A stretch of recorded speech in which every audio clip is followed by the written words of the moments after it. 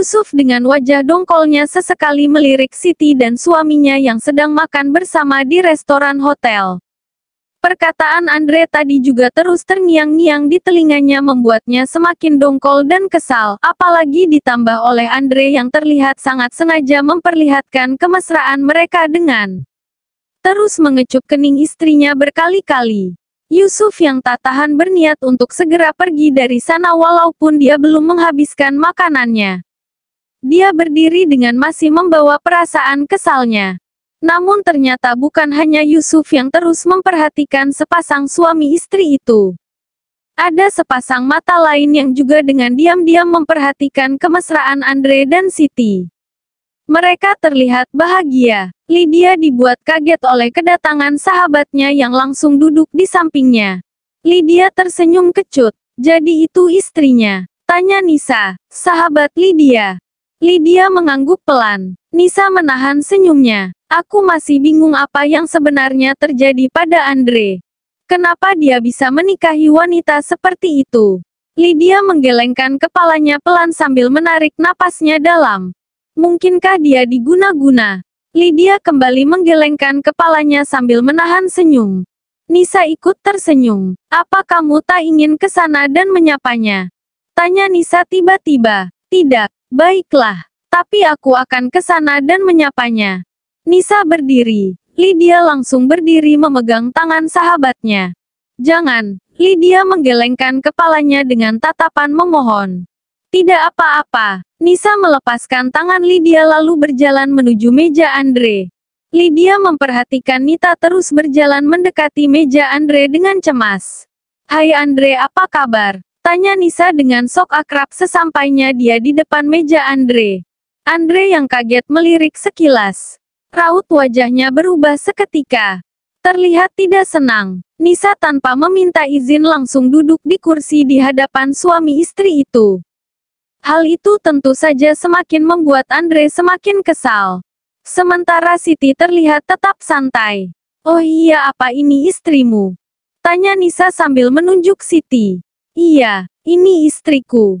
Andre merangkul Siti dengan sebelah tangannya. Ya Tuhan. Ternyata benar kamu sudah menikah. Nisa tergelak. Dengan wanita seperti ini pula kamu menikah. Ayolah Andre, ada apa denganmu? Nisa menunjuk Siti sambil menahan tawanya. Raut wajah Nisa berubah seketika. Siti tersenyum. Jadilah wanita yang tidak mau ikut campur urusan orang lain. Bersahaja dalam pergaulan. Beretika dalam komunikasi. Berakhlak mulia pada semua orang termasuk pada orang yang Anda kenal sekalipun. Nisa gelagapan. Tak disangka Lydia menghampiri ketiganya. Berdiri tepat di belakang Nisa yang masih duduk serba salah. Assalamualaikum. Apa kabar? Senang bertemu denganmu lagi. Siti berdiri menyapa Lydia. Lydia tak menjawab salam Siti. Malah memalingkan wajahnya. Akhirnya kamu kesini juga setelah dari tadi melihat kami dari kejauhan. Tadinya kami yang akan ke mejamu untuk menyapa. Iya kan sayang? Siti melihat suaminya. Andre mengangguk. Lydia yang kaget dengan ucapan Siti juga tampak salah tingkah karena malu. Dia langsung memegang tangan Nisa mengajaknya untuk segera pergi dari sana. Nisa berdiri lalu pergi dari sana bersama Lydia. Yang tak mengucapkan sepatah kata pun. Andre dan Siti melihat keduanya sambil tersenyum lucu. Keduanya kembali duduk. Aku berharap kita sudah berdamai dengan masa lalu masing-masing. Aku dengan masa lalumu dan kamu dengan masa laluku. Andre melihat Siti. Siti mengangguk. Kita memang tidak bisa saling menjadi cinta pertama. Akan tetapi kita selalu bisa saling menjadi cinta terakhir. Zain sedang repot membereskan dapur. Dengan sangat hati-hati dia mengumpulkan alat makan seperti piring dan gelas dari beling untuk dikumpulkannya menjadi satu. Sangat terlihat jika Zain melakukannya dengan sangat hati-hati sekali. Tak ingin membuat Lela yang masih ada di kamarnya mengetahui apa yang sedang dia lakukan di dapur. Zain lalu mengeluarkan peralatan makan yang baru dibelinya dari dalam kardus. Beberapa lusin piring dan gelas dari bahan melamin yang baru saja dibelinya dia kumpulkan di wastafel lalu mencucinya dan kemudian menyusunnya dengan rapi di rak piring. Terdengar suara pintu kamar Lela terbuka. Zain dengan sangat terburu-buru menyelesaikan pekerjaannya. Lela berjalan menuju dapur dan kaget melihat suaminya sedang memasukkan piring-piring beling dan gelas ke dalam kardus. Mau dikemanakan piring-piring ini? Tanya Lela. Zain tampak ragu untuk menjawab. Piring ini mau aku simpan. Kenapa disimpan? Aku sudah membeli piring baru. Lela semakin tidak mengerti. Dia lalu mendekati rak piring dan melihat jika ternyata suaminya sudah membeli piring baru berbahan melamin yang anti pecah. Lela langsung terdiam. Kini dia mengerti maksud suaminya. Suaminya bahkan rela melakukan apapun demi membuatnya nyaman dan itu membuatnya terharu. Lela menahan tangisnya. Zain memperhatikan istrinya yang terus berdiri mematung membelakanginya. Terima kasih, ucap Lela tiba-tiba masih dengan membelakangi suaminya. Aku yakin jika kamu adalah jawaban dari doa kedua orang tuaku. Kini selain ada sajadah untukku bersujud, ada pula bahumu untukku bersandar. Sekarang selain Allah menjadi tempatku mengadu, ada juga kedua telingamu yang siap mendengar luka dan piluku. Ada jemariku yang akan menghapus isak tangisku. Dan ada dadamu yang akan menenangkanku. Terima kasih sekali lagi dan kumohon bersabarlah. Hingga saatnya tiba aku sendiri yang akan datang padamu. Lela membalikkan badannya melihat sang suami. Zain tersenyum. Sesederhana awan yang rela memburam demi turunnya hujan. Tangan yang menyeka kotoran demi hadirnya kesucian. Seperti itu pula aku yang rela bersabar demi hadirnya senyuman. Keduanya tersenyum saling menatap. Pagi hari. Pagi-pagi sekali Lela sudah ada di dapur. Berharap suaminya tidak lupa membeli beras dan bahan makanan lainnya untuk dimasak. Aku sudah membeli beras. Ucap Zain yang tiba-tiba sudah ada di belakangnya. Lela lalu melihat sekarung beras di samping kulkas. Tapi, ucap Zain lagi. Lela melihat suaminya. Aku tidak tahu harus membeli apa saja untuk masak. Lela tersenyum. Tentu saja suaminya tidak akan tahu, pikirnya. Apa supermarket jauh dari sini? Tanyanya. Tidak. Di samping apartemen ini ada supermarket besar yang buka 24 jam, jawab Zain cepat. Boleh aku belanja ke sana? Tentu saja. Tapi, Zain ragu meneruskan perkataannya. Lela melihat suaminya heran. Boleh aku ikut? Hari ini aku bisa masuk kerja sedikit siang. Lela menahan tawanya. Dia langsung mengangguk pelan. Zain terlihat senang. Di supermarket, Zain terus membuntuti sang istri sambil mendorong troli belanjaan mereka. Sementara Lela di depannya sedang sibuk memilih kebutuhan dapur dan yang lainnya. Zain terus mengikuti sang istri sambil tersenyum-senyum sendiri. Entah mengapa hatinya begitu senang bisa berbelanja seperti ini bersama Lela. Dia berharap jika ini pertanda bahwa Lela sudah mulai terbiasa dengannya. Menerima kehadirannya. Dan akhirnya mereka bisa menjalani kehidupan rumah tangga sebagaimana mestinya. Lela terus saja mengambil barang yang sekiranya dia butuhkan di rumah hingga dirinya tak menyadari jika troli belanja telah penuh. Lela kaget. Dia melihat suaminya dengan panik. Kenapa? Tanya Zain heran. Maaf, aku belanja terlalu banyak. Lela mengambil kembali beberapa belanjaan yang ada di troli. Kenapa diambil lagi? Tanya Zain heran. Terlalu banyak. Aku akan menyimpannya lagi sebagian. Tidak apa-apa. Kenapa harus disimpan lagi? Tapi aku belanja terlalu banyak. Lela terus mengambil kembali barang belanjaannya. Tidak masalah. Uangku lebih dari cukup untuk membayar ini semua. Bahkan kamu bisa menambah lagi jika ada sesuatu yang ingin kamu beli lagi. Zain mencoba menghentikan istrinya yang berniat mengosongkan kembali troli di depannya. Dia mengambil kembali barang-barang dari tangan Lela dengan hati-hati. Lela tertegun. Apa kamu tidak marah? Tanya Lela melihat Zain takut. Zain kaget dengan pertanyaan Lela. Sejenak dia tertegun sambil memikirkan jika mungkinkah dulu mantan suami istrinya ini akan marah jika Lela belanja terlalu banyak. Tidak, kenapa aku harus marah?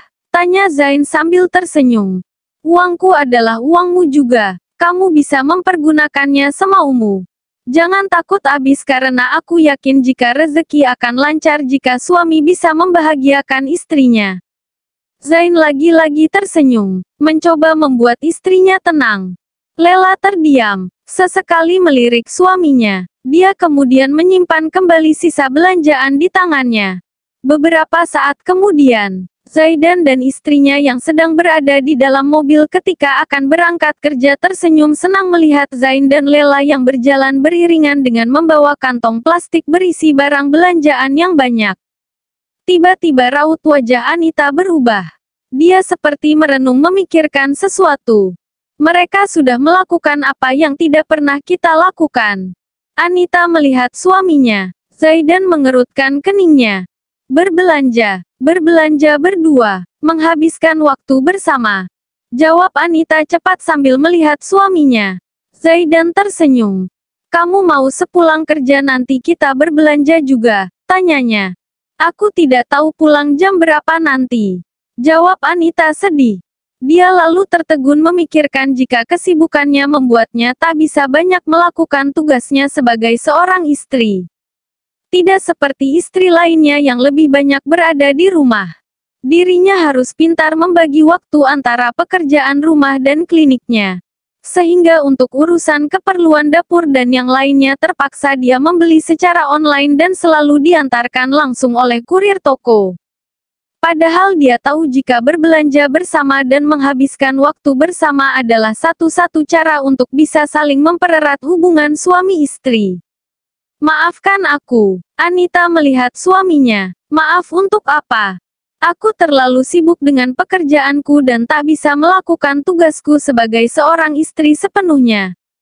Zaidan tersenyum. Ketika aku memilihmu untukku dan masih mengizinkanmu bekerja berarti aku sudah siap dengan konsekuensinya. Ketika aku memutuskan untuk menikahi seorang wanita karir, berarti aku sudah siap jika aku bukan satu-satunya prioritasnya dan istriku tidak bisa full ada di rumah. Mengizinkanmu untuk masih bekerja tentu dengan pertimbangan juga. Aku yakin jika niatmu bekerja karena Allah semata, untuk membantu sesama sekelilingmu juga. Kebanyakan ahwat dan pekerjaanmu sesuai dengan tabiat perempuan yakni membantu seorang ibu untuk melahirkan putra-putrinya. Itu sangat mulia menurutku. Tak sembarang perempuan bisa melakukannya. Zaidan melirik sang istri. Anita tersenyum. Kini dia tahu alasan suaminya masih memberinya izin untuk bekerja. Hatinya juga merasa menjadi sedikit tenang karena ternyata sang suami tak mempermasalahkan ketidaksempurnaannya sebagai seorang istri. Namun justru menghargai pekerjaannya sebagai seorang dokter. Keesokan harinya Lela mempunyai jadwal untuk melakukan terapi bersama psikiater. Sesuai anjuran dokter tempo hari maka untuk konsultasi kali ini dan seterusnya. Zain sebagai suaminya yang akan menemaninya. Aku sudah meminta izin pada atasanku jika setelah jam makan siang nanti aku akan menemanimu ke dokter. Ucap Zain sebelum dia berangkat kerja. Lela mengangguk. Aku akan ke rumah sakit bersama adikku Aisyah. Jadi kita bertemu di sana saja. Iya, baiklah. Siang hari Aisyah dan suaminya sudah datang menjemput Lela. Setelah itu mereka lalu berangkat menuju rumah sakit di tengah kondisi cuaca yang sangat mendung. Lela dan Aisyah segera menunggu di depan ruang dokter menunggu antrian sambil menunggu Zain yang belum datang. Sembari menunggu kedua kakak beradik itu bercengkrama. Namun Lela tampak sedikit gelisah mengetahui jika di luar tengah hujan deras dan suaminya belum juga datang. Setelah cukup lama, Zain tak juga tiba. Padahal sebentar lagi giliran Lela dipanggil ke dalam. Aisyah, mungkin suamiku tidak akan ke sini karena sibuk. Di luar juga hujan deras. Tidak apa-apa kak, aku yang akan menemani kakak. Aisyah mencoba menenangkan kakaknya. Lela mengangguk. Namun sebenarnya dalam hati dia masih mengharapkan kedatangan sang suami agar bisa menemaninya ketika terapi nanti. Dan akhirnya nama Lela dipanggil untuk masuk ke dalam. Dia segera berdiri kemudian membantu sang adik yang tengah hamil juga untuk berdiri. Lela dan adiknya akan masuk ke dalam ruangan. Tiba-tiba dari kejauhan terlihat Zain suaminya datang sambil setengah berlari dengan baju dan rambutnya sedikit basah kehujanan. Lela mematung memperhatikan Zain yang tersenyum sambil terus berjalan ke arahnya. Maaf, aku terlambat. Aku pikir kamu tidak jadi ke sini karena hujan. Hujan hanya membasahi, bukan menghalangi.